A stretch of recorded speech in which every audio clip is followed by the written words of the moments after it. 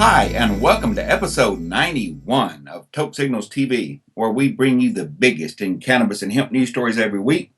I'm Steve Elliott, the editor at TokeSignals.com, and I'll be guiding you through the news. First, let's take a look at our Toke Signals Bud Pick of the Week. We got a new strain here called Blue Rush. It's a cross of Blue Dream and White Russian, two very popular sativa dominants. These genetics are from Secret Seeds in Seattle. Let's do the news now, shall we? This week, Uruguay, the first nation on earth in modern times to re-legalize cannabis, stood up to the United Nations on legalization. Uruguay stood up to the UN, refusing to back down after several meetings with officials from the international body. Juan Andres Roballo, the president of Uruguay's National Drug Board, announced on Thursday that he will present a report before the UN High Commissioner for Human Rights, defending the country's legalization and regulation of the cannabis market. Roballo said he will urge the UN to discuss legalization without taboos. Uruguay has embarked on a different path, he said. Not only have we made proposals, we have also taken effective, concrete measures in a different sense.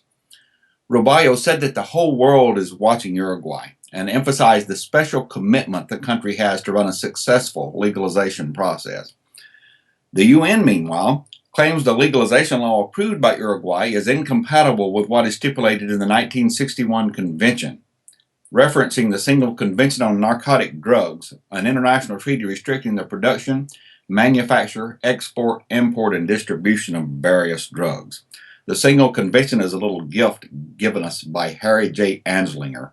Near the end of his life, he wanted to extend drug prohibition just from his lifetime into the indefinite future, and that's how he did it.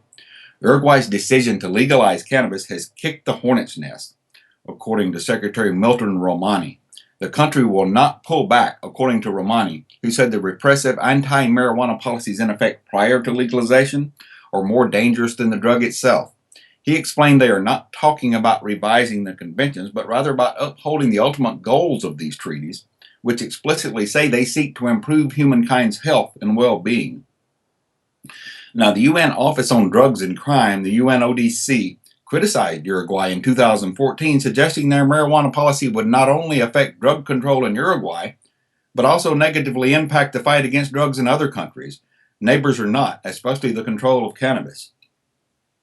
But the Uruguayan government takes the position that marijuana use is a public health issue that has been wrongly criminalized in the past. The administration of President Tabaré Vázquez on Thursday released a statement arguing that the criminalization of use and possession of drugs infringes upon the right to freedom and autonomy. In Oregon this week, the governor signed marijuana legalization into law, and that includes sentencing reform. Oregon Governor Kate Brown on Wednesday signed HB 3400, an omnibus bill to implement Measure 91, the marijuana legalization initiative adopted by voters last November. The bill was approved by the Senate and the House of Representatives this week. Measure 91 legalized possession, use, and cultivation of marijuana by adults 21 and older and regulated commercial production, manufacturing, and retail sales of marijuana. Legalization for personal use took effect on July 1st. As of that date, adults 21 and older can legally possess up to 8 ounces of marijuana at home and up to 1 ounce of marijuana outside the home. They may also grow up to 4 plants at home as long as they are out of public view. The regulatory structure for commercial retail sales won't be up and running until next year. In addition to addressing the implementation of Measure 91, HB 3400 contains broad sentencing reform provisions that extend well beyond the elimination of criminal penalties for simple possession of marijuana and cultivation of up to 4 plants. The new law reduces most marijuana felonies to misdemeanors or lesser felonies with significantly reduced sentences.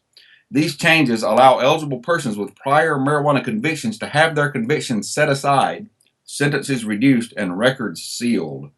A felony drug conviction carries significant collateral consequences that can mean the loss of public assistance, educational opportunities, employment, and housing, said Tamar Todd, Director of Marijuana Law and Policy at the Drug Policy Project. With this new law, she said, Oregon is not only taking a bold step forward to end the war on drugs, but is actively addressing and reversing the terrible consequences of that war. These reforms will apply to thousands of Oregon residents who were previously convicted of marijuana-related felonies.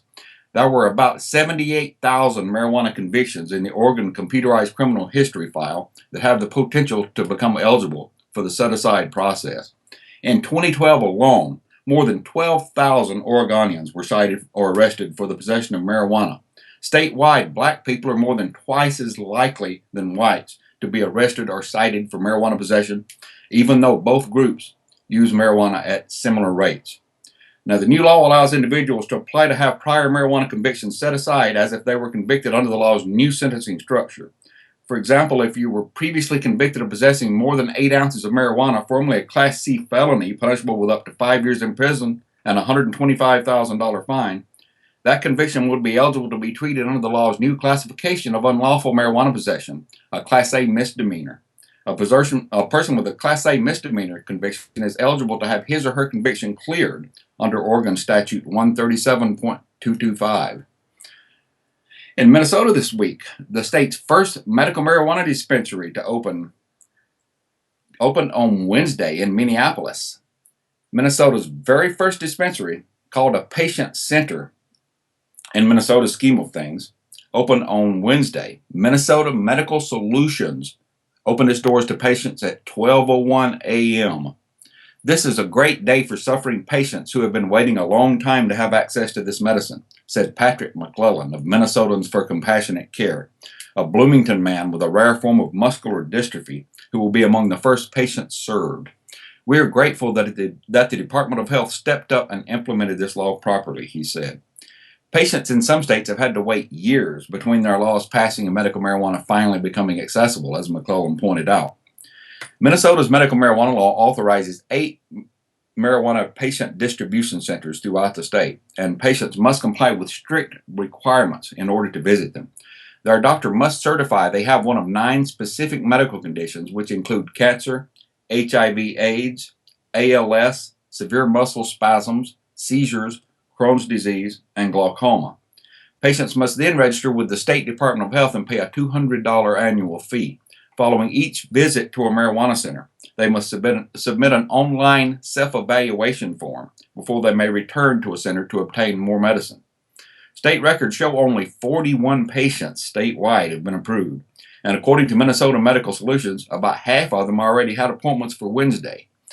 Advocates said the law needs to cover more conditions and provide better access to qualified patients. A state advisory panel is currently considering a recommendation to add intractable pain as a qualifying condition for medical marijuana. Individuals suffering from nausea, wasting, and post-traumatic stress disorder, PTSD, are also not covered by this law. The law does not cover thousands of Minnesotans who are suffering from debilitating conditions that could be treated with medical marijuana, said Robert Capici, Deputy Director of State Policies for the Marijuana Policy Project. Research and patient experience show that medical marijuana is often highly effective in treating severe, intractable pain. In some cases, people find it's the only thing that works for them. Medical marijuana poses far fewer and less severe side effects than many prescription drugs, Capici pointed out. Researchers have found that the use of highly addictive and potentially lethal opiate-based painkillers has decreased significantly in states that allow patients to use medical marijuana in the treatment of severe pain. It is simply a safer alternative. In Pennsylvania this week, the House Health Committee unanimously approved a medical marijuana bill. The Pennsylvania State House Health Committee on Friday unanimously voted to approve Senate Bill 3, which would allow seriously ill Pennsylvanians to access medical marijuana with recommendations from their doctors. That bill will now go to the House Rules Committee for further consideration. The vote follows the filing of a discharge petition by Representative Nick Miccarelli, a Republican of Ridley Park, that would have removed SB 3 from the Health Committee, where it had stalled, and put it before the full House for a vote. While it is a relief that SB 3 is no longer stalled in the Health Committee, it is imperative that it promptly moves to the floor, said Dr. Jeffrey Fogel, a retired pediatrician who has a debilitating neurologic condition causing bouts of extreme pain. It's been over 8 months since the Senate first passed a medical cannabis bill, Dr. Fogel said. Pennsylvanians have needlessly suffered for far too long. We need relief now. I want to be thrilled by Baker's shocking reversal to move this bill out of committee today, but after such fierce opposition to this bill, I have to wonder if this is just another stall tactic being used to prevent us from getting medicine to our loved ones, said Lolly Bench, member of Campaign for Compassion, whose daughter has intractable epilepsy. The Senate approved SB 3 by a vote of 40-7 back on May the 12th. It would allow patients with serious medical conditions to obtain medical marijuana from a limited number of licensed, regulated dispensaries throughout Pennsylvania. Smoking would not be permitted, but patients would be allowed to consume marijuana in edible form, and patients with certain conditions would be allowed to consume it through vaporization. To qualify, patients would need recommendations from their doctors. Governor Tom Wolf has said he will sign a medical marijuana bill into law. Nearly 9 out of 10 Pennsylvania voters, 88%, support medical marijuana, according to the latest poll. In Washington state this week, the governor signed a bill reducing marijuana taxes and loosening pot zoning. A bill simplifying the tax scheme for marijuana was signed into law by Washington Governor Jay Inslee on Tuesday. HB 2136, which the legislature approved last week, also significantly loosens the rules on buffer zones that have kept recreational I-502 marijuana stores away from many dense commercial areas. As originally approved by voters, I-502 taxed recreational marijuana at 3 tiers: producers, that is to say growers, processors, those who cure it, and retail. Under the new scheme, the 3-level tax system has been collapsed into one 37% point-of-sale tax. According to Ian Eisenberg, proprietor of Capitol Hill recreational marijuana shop Uncle Ike's, his customers won't see much of a change in pricing due to the 37% tax.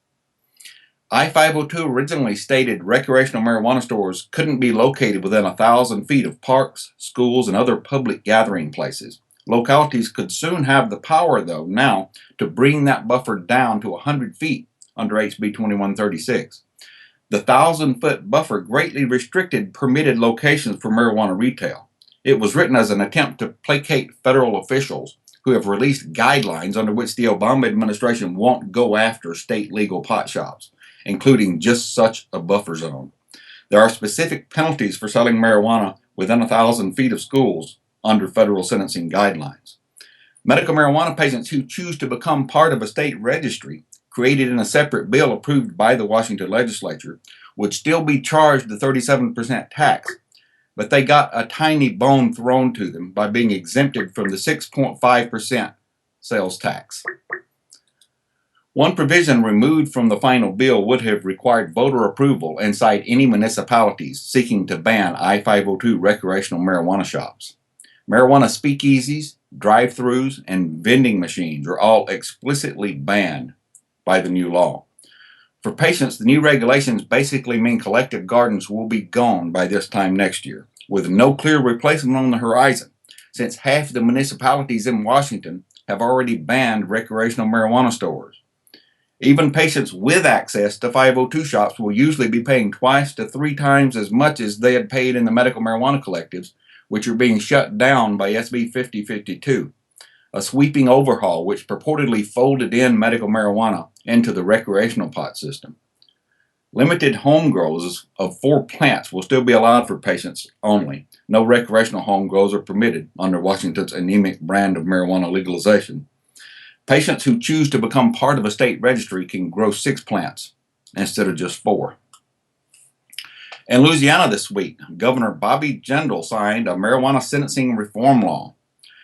Governor Jindal on Tuesday signed legislation to reform Louisiana's severely punitive marijuana laws and reduce criminal penalties for simple marijuana possession. The law is expected to save Louisiana up to $17 million a year and will reduce the chances of Louisianans caught with small amounts of marijuana ending up with lengthy jail or prison sentences or saddled with a criminal conviction. Louisiana is overdue for a major overhaul of its drug policies, and this is a good first step, said Yolande Kadori, Director of Strategic Partnerships at Drug Policy Action, the lobbying arm of the Drug Policy Alliance. It's a relief to see that the smart policymakers are starting to recognize this political reality, she said. The United States has the highest incarceration rate of any country in the world, and Louisiana has the highest rate in the United States. Louisiana's incarceration rate has doubled in the last 20 years and is nearly 5 times higher than Iran's, 13 times higher than China's, and 20 times higher than Germany's. One of the key drivers of Louisiana's world-leading incarceration rate is the war on drugs. 18,000 residents are arrested for drug law violations every year in the state. According to a 2013 report by the American Civil Liberties Union, Louisiana suffers from some of the worst racial disparities in marijuana enforcement of any state in the U.S. Black Louisianans are arrested for marijuana possession at 3 times the rate of their white counterparts, despite the fact that black and white people use and sell marijuana at similar rates. One tragic case in Louisiana is that of Bernard Noble, a father of 7 who is serving 13 years behind bars after he was arrested for possessing 2 joints. Noble had 2 prior minor drug offenses more than 10 years earlier, and because of Louisiana's habitual offender law, the 3rd strike gave him a mandatory sentence of 13 years of hard labor behind bars. 13 years of hard labor behind bars for 2 joints is cruel and unusual punishment, said Cadore. This new law acknowledges the injustice of Bernard Noble's heartbreaking plight. He deserves clemency now. While criminal justice reform advocates say that this is a step in the right direction, Louisiana's marijuana laws will remain harsher than nearly all other U.S. states. They caution that the signing of the bill into law is just a small first step towards making Louisiana less of an outlier on criminal justice reform when it comes to marijuana. Under current law, the maximum penalties for possession of any amount of marijuana up to 60 pounds are a $500 fine and 6 months in jail for a first offense, a misdemeanor, a $2,500 fine and 5 years in prison for the second offense, a felony, and a $5,000 fine and 20-year prison term for a third or subsequent offense, a felony. This legislation makes possession of less than 14 grams of marijuana punishable by maximum sentence of $300 fine and 15 days in jail. Second offenses are a misdemeanor punishable by up to a $1,000 fine and 6 months in jail. Third offenses are a felony punishable by up to a $2,500 fine and 2 years in prison. And fourth and subsequent offenses are a felony punishable by up to a $5,000 fine and 8 years in prison. The proposal also allows people convicted of marijuana possession with one chance to apply to have their record expunged if they aren't convicted of a marijuana violation within 2 years of the first offense. Now, according to a 2014 survey conducted by the ACLU, the majority of Louisianans are in favor of marijuana sentencing reform. In the United States this week, an amusing story as a PR firm refuses offers to work on the Chris Christie campaign due to his anti-pot stance. Wait a minute, you may be thinking, did he ask them to work for them? Well, no, and Grasshopper, you are displaying a lack of understanding of political theater. Hemp Public Relations on Tuesday announced that they are refusing all multi-million-dollar offers to provide their expertise to Governor Chris Christie's presidential campaign. For good measure, Hemp Public Relations issued a lifetime ban on Christie for all company events. Governor Christie has publicly said as president he would crack down on states that have ended prohibitions on marijuana, said Ryan McCormick, co-founder of Hemp Public Relations. We feel that anyone who would threaten to subvert the will of the people and claim that their own personal ideology trumps that of the people is an affront to the very foundation of America. For this reason, Hemp Public Relations will refuse to work or assist the Christie campaign in any capacity for any amount of money, McCormick said. Before we go this week, we have a must-read for you on TokeSignals.com. It's from activist Sherry Sicard, who does so much to get justice for pot prisoners. This month, she covers Cannabis POW of the Month Chris Williams, who is serving time in federal prison for abiding by state laws in Montana under that state's medical marijuana program. It's a case of great injustice, and to learn more about it, you can visit TokeSignals.com. Hope to see you again next week. Until then, stay lifted.